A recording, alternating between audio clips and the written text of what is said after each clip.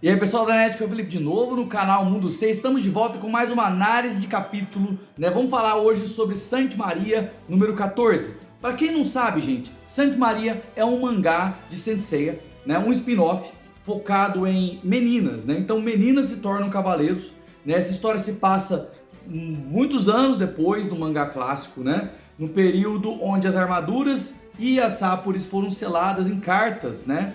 No momento onde Atena e Hades não estão brigando mais, tá? Então esse é o cenário do mangá Saint Maria, né? Para quem chegou aqui de paraquedas, não conhece o mangá, tá? É uma segunda tentativa de abordar mulheres protagonistas de Saint Seiya depois de Saint Seiya Saint Achou, né? Mas dessa vez eles não usaram apenas mulheres como protagonistas, mas usaram também a temática feminina do Mahou Shoujo, né? Então, não só são mulheres protagonistas, como também o roteiro é bem mais parecido com mangás femininos como Sailor Moon e Sakura Card Captors, né? Eu tô gostando bastante de Saint Maria e hoje a gente vai falar sobre o capítulo 14, logo após a vinheta.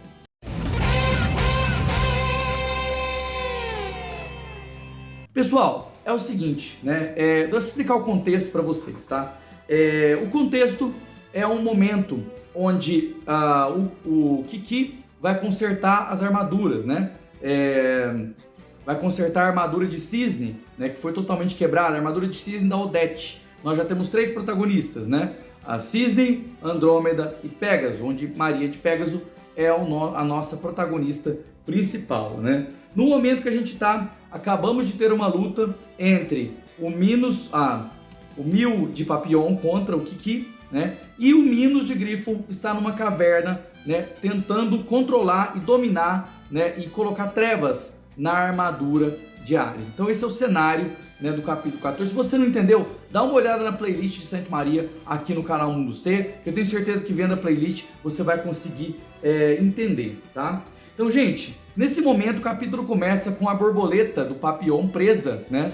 Então ela tá falando aí com o avatar do Xion de Ares, né? E a Papillon vai ser purificado muito em breve, né? E o Xion, ele diz que ficar mantendo essa forma física dele, né? O avatar do Xion diz que manter essa forma física gasta muita energia. Provavelmente o Xion não vai se manter ativo aí muito tempo, tá? Agora a gente vai para o seguinte ponto. Os Cavaleiros de Bronze, o avatar dos Cavaleiros de Bronze antigos, né? A gente não sabe se eles estão mortos, provavelmente sim. Está treinando os novos cavaleiros, novas mulheres, né? Maria, né? Odete e Setsuna. Então elas estão sendo treinadas pelos avatares dos Cavaleiros de Bronze, né? Que brotam lá das armaduras, né? E aí, gente, a gente vai ter um treinamento para cada uma das 3. Começa com o Shun treinando a Setsuna. E eles conversam sobre uma coisa bem interessante, né? A Setsuna diz que o Espectro disse para ela que ela não tem uma técnica para acabar, para destruir o inimigo, né? Isso é um problema parecido com o que o Shun tinha, porque o Shun, como era muito bondoso, às vezes ele não ia com tudo para destruir o inimigo, né? E aí, é muito legal isso aqui, gente, porque o Shun, ele relembra uma fala do Canon lá no inferno, né? E o Canon disse, né, para ele que se ele não lutar, né, se ele não ferir o inimigo, muitas pessoas podem se ferir, né? Então isso é um dos momentos mais importantes do plot do Shun, e eu achei muito legal o Saint Maria resgatar isso, e agora o Shun, como mestre da Setsuna, vai ensinar isso para Setsuna. E o Shun diz o seguinte, que algumas vezes a verdadeira bondade é lutar, né? Por quê? Porque se você não lutar, se você não ferir o inimigo, muitas outras pessoas vão ser feridas. Eu achei muito legal o Shun, o avatar do Shun, usar uma coisa que ele aprendeu para ensinar uma pessoa, um novo cavaleiro, né? Mulher cavaleiro, no caso, né? Que é o termo basicamente correto, tá? Para Amazona. Outro dia eu discuto essa questão da tradução dos termos, né? Porque no japonês é Ona Sento, né? Mas outro dia a gente discute isso. Bom, esse é a parte do Shun e da Setsuna, e o Shun propõe para ela o teste de Andrômeda, né? Então ela tem que derrotar ele, né? Senão ela morre, né? Basicamente isso. o teste de Andrômeda vai ser proposto para Setsuna nesse momento, tá? Agora a gente vai para a Odete, né? A Odete vai ter o treinamento com o Yoga, e o Yoga vai ensinar para ela como que os Cavaleiros do Gelo lutam, né? Então o Yoga diz o seguinte, diz que os Cavaleiros do Gelo, eles não têm que destruir, eles têm que congelar os átomos, né? Então tudo que o Camus ensinou para ele, também ela ensinando para uma pessoa mais nova, né? Muito legal. Ele ensinou também sobre o zero absoluto, o que é o zero absoluto, né? A temperatura do zero absoluto, né? Então ele ensina tudo isso para Odete, né? E no final ele faz um desmoronamento, e se a Odete não parar aquele desmoronamento, talvez congelando, eles vão morrer.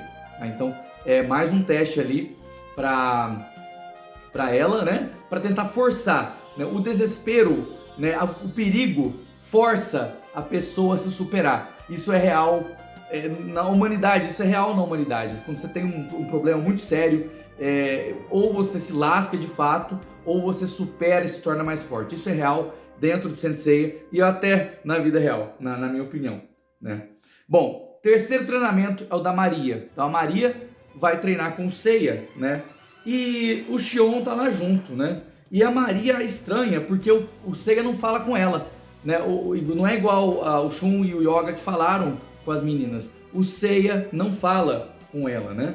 E o Xion, ele começa a falar que o Pégaso é uma constelação especial, tá? Pégaso sempre esteve ao lado de Atena, né? E o Pégaso, né, ele diz o seguinte, que o Pégaso, sem se importar com a dificuldade, se lança no campo de batalha, né? Então por isso que o Pégaso é tão especial. E aí o Xion pergunta para Maria, você, né, também tem essa força de vontade? Você tem o que é preciso para ser verdadeiramente Pégaso, né? Então, bem legal isso aqui, né? Tá vendo? Esses momentos aqui em Saint Maria são bem legais, tá? Por isso que dos mangás com iniciativa mais diferentes, né? Sem contar os mangás que são focados em fã antigo, tipo Rise of Poseidon, dos spin-offs com ideias novas, né? Narrativas diferentes, esse aqui é o que eu mais gosto atualmente, tá? Bom, continuando, gente, a gente passou dos treinamentos, agora a gente vai para outra parte do capítulo. Esse capítulo até que foi longo, gente, parece que teve muita coisa que aconteceu, né? E agora a gente vai para a parte do Kiki, né? Lembrando que o Kiki, ele derrota o Papillon, ele entra na caverna, né? E tem um flashback, gente. No flashback, o Kiki tá andando junto com o Mu, né? O Kiki fala, inclusive, que acha a armadura de ouro muito bonita e tal. O Mu fala que a armadura é especial, as 12 armaduras de ouro são especiais, né? E o Mu diz ao Kiki uma coisa muito importante, que o Kiki não pode ficar dependendo o tempo todo da telecinese. Ele tem que ser mais maduro e não depender só de uma coisa, né? E aí tem um momento ali que o Kiki tá andando, ele precisa resolver um problema ali com uns bandidinhos ali que estão ameaçando uma pessoa, e ele tentou resolver, lembrou do Mu, né, falando que não pode depender da telecinese, e aí ele não conseguiu resolver sem a telecinese, né? Então assim, o Kiki tá lembrando disso, né? E o Mu provavelmente ali ficou muito decepcionado com o Kiki, né? E agora, na luta que vai acontecer agora, isso vai ser relembrado, ok? Bom, o Kiki chega até o final da caverna, onde o Minos de Griffon está controlando a armadura de Ares, tá? Está, vamos dizer assim, deixando a armadura de Ares cheia de trevas, igual fizeram com a armadura de peixes, né, no outro capítulo, né? E aí, vendo a armadura de Ares sofrendo, o Kiki pergunta para a armadura, por que que você não me aceita, né? Por que que você não me aceita? Né? O Kiki, ele não aceita a questão de a armadura não aceitar ele, né? E a armadura tá sofrendo, né? E aí, gente, vai acontecer uma luta aqui que vai impressionar, né? Eu acredito. O Mu, né? O avatar do Mu brota de dentro da armadura de Ares, né? Com as Sapuris, né? E aqui a gente não sabe se é o Mu de verdade que está se aproveitando da armadura ter ficado maligna para ensinar ao Kiki a sua última lição, tá? E aí o Mu, né, ele começa a atacar o Kiki, né? O Mu diz, né, que o Kiki está sempre dependendo das coisas, né? E o Mu quer que o Kiki não dependa mais das coisas, né? O Mu explica que quando as armaduras desapareceram, né? O Ares, a armadura de Ares não ficou com o Kiki e ele ficou desesperado, né? Ele ficou desesperado porque teoricamente ele dependia daquilo, né? E o Mu quer que ele não seja tão dependente. E gente, nesse mangá, nesse capítulo, ele bate muito no Kiki, bate muito, né? Dá porrada no Kiki pra caramba em várias páginas, né? E aí no final a gente tem uma cena do Xion, né? Lembrando o avatar do Xion, esses personagens já morreram, é o avatar do Xion lá atrás, e ele diz o seguinte: olha, eu não sinto mais o Cosmo do Kiki, o Cosmo do Kiki desapareceu. Né? Isso aí é uma tática usada pelo Kurumada, porque não sinto mais o Cosmo de alguém, será que morreu? No final das contas não morreu nada, é um velho truque, né? Que o velho Kurumada usa para impressionar, né? Para, vamos dizer assim, enganar o leitor e o leitor achar que o personagem morreu, tá? E a maioria das vezes não morreu nada, tá? E a gente chega ao final do capítulo 14, espero que vocês tenham gostado do vídeo, tá? Eu tô gostando bastante de Saint Maria, tá? Então eu espero que vocês, né, gostam também e querem apoiar os spin-off, né? Dá o like no vídeo, se inscreve no canal, manda o vídeo para amigo de vocês, né? Vê o resto da playlist de Saint Maria, gente, pra vocês entenderem o que eu tô falando aqui, né? E claro, me apoie de outras formas. Compra mangá nos meus links do Amazon, né? Torne-se membro do canal. Lembrando que esse vídeo aqui chegou mais cedo para os membros, então seja membro que você assiste o vídeo com antecedência. Pessoal, é isso então. Tchau, tchau.